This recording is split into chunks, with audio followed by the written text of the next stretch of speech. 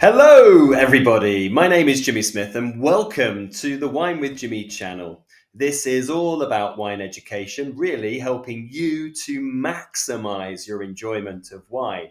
And my presentations follow the very key text and key syllabus of major wine qualifications, such as this one, which follows the WSET Diploma. So if you are studying, you will find these useful, I hope. We are here looking at the sparkling wines for the Diploma Level 4 and the sparkling wines of New Zealand, a standalone single video. Now, with its cool climate and rather large supply of Chardonnay and Pinot Noir, New Zealand is a country that has great potential for making notable sparkling wines. But of course, it has to compete with its rather dazzling, successful still wines, such as Sauvignon Blanc. So that means that sparkling wine has always been a minor offering in the wine country of New Zealand. Now, traditional method bottle fermented wines dominate the mid to premium price sector, and these wines typically offer medium intensity of apple, lemon, with light autolysis and some good acidity. Typically, they're brut, they're good to very good with some outstanding examples. But also, carbonated wines are made, and we'll talk about those a little bit later. That is one of the Oyster Bay vineyards in Marlborough. Wonderful picture. A little bit of history to begin with. Now, the potential of producing high quality sparkling wine was realized here about 20 years ago by champagne houses. Champagne Deutz released their first Marlborough cuvee in 1990. Cloudy Bay, who make their brand Pelorus, is owned by Moet and Hennessy, and the number one family estate is owned by champagne winemaker Daniel Lebrun. So big influence from, of course, the centerpiece of traditional method sparkling wine production, champagne. Now, grapes for sparkling wines are sourced from around both of the two islands. However, the cooler climates of New Zealand's South Island are better suited to elegant sparkling wine styles with their much more heightened acidity.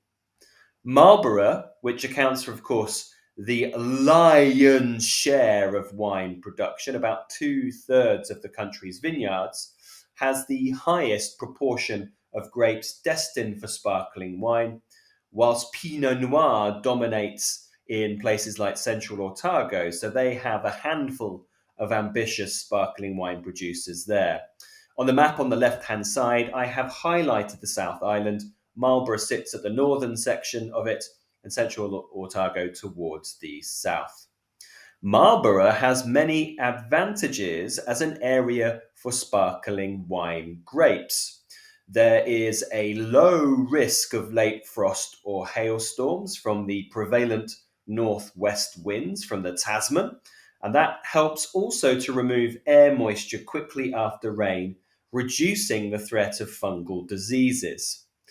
Whilst New Zealand has moderate, sometimes high rainfall, the vineyards do have to be irrigated due to the exceptionally free draining alluvial soil and high levels of transpiration from the land due to the northwest wind, which increases the levels of transpiration.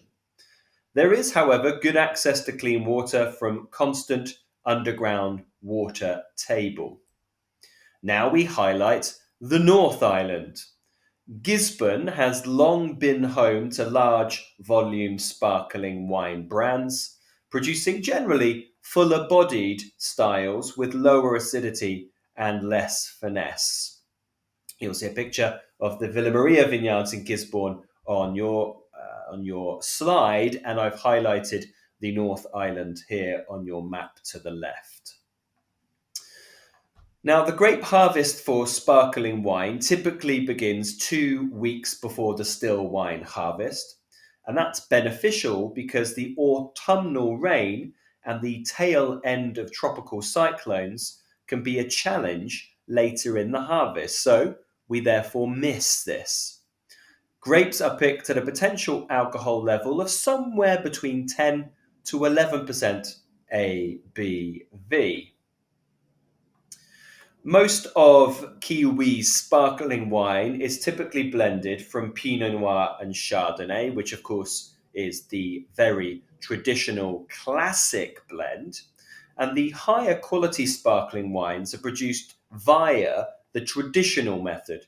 But the country's biggest sparkling wine producers also employ the variant, which is the transfer method. Inexpensive sparkling wines tend to be made via the cheap method of carbonation, and small producers use their own fruit, and a handful of larger producers own vineyards but rely on long standing contracts with grape growers to fulfill their requirements. Many winemakers do not have the specialized equipment nor expertise needed to make high quality traditional method sparkling wine, like quite a few other places in the world. And thus they send their blended still wine to a contract winemaking facility for the addition of tirage.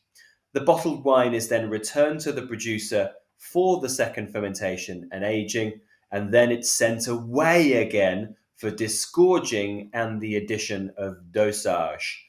There is a picture of some rather large vats at the NZ wineries, which are contract winemakers. Producers are free to choose between the many options available with traditional method sparkling wines. Quality conscious producers will, of course, pick by hand and press whole bunches. Most will use cultured yeast and carry out first fermentation in inert vessels such as stainless steel, and that's really for the purity of the primary fruit expression. New Zealand sparkling wines will tend to go through malolactic conversion, and that's to reduce the very high acid levels, but also to prevent the reaction occurring inadvertently later when the process would be very undesirable in bottle. But a small number of producers will block MLC in order to preserve the high acidity. Now, traditional or transfer method wines will typically spend around 18 months on the lees, though some of the premium producers have extended lees aging to add extra complexity and depth, typically if they make prestige wines. Some wineries actually do adopt the champagne model of using reserve wines in the non vintage bottlings, but many do not. Dosage levels for brut wines vary from 6 to 12 grams per litre, and there are an increasing amount of zero dosage wines being made. The pioneer traditional method company Number One Family Estate, which I mentioned earlier is founded by the Champagne family Daniel Lebrun, makes its least expensive sparkling wine with a minimum of 18 months on the lees and a final sweetness of 9 grams per litre, while its finest cuvées spend much longer and have a lower or zero dosage. Following the 2008 record harvest, which led to a worrying oversupply of Sauvignon Blanc, companies created sparkling Sauvignon Blanc to counter this overproduction, employing the carbonation method. Despite a brief flirting success initially, less than 60,000 litres were exported globally in 2017. So, despite the fact that there was an initial success in 2008, this has been retracted. That style tends to be medium plus intensity with green capsicum, passion fruit, no autolytic character with high acidity, and towards a short length. There are also examples of a carbonated Pinot Gris, but they are rarely exported. Sparkling wine, as I mentioned previously, is a very small section of the New Zealand wine industry. Producers include large companies such as Oyster Bay, the bottle you see on the left-hand side, who make also high-volume still wines. But there are some specialist firms, like we mentioned earlier, Number One Family Estate, who both make their own wines and carry out the specialist second fermentation phase for other wineries. So we only have about 1% of wines exported out of New Zealand being sparkling. So it's a very small category. So it's not something you will typically come across in the wider world. That brings me to a conclusion of looking at the sparkling wines of New Zealand. If you do have any comments or questions, please do get in touch by commenting on this video below. Make sure you click like and you click subscribe. If you do find yourself in the UK, come and say hello for a glass, or bottle. I've been Jimmy Smith. Ciao for now.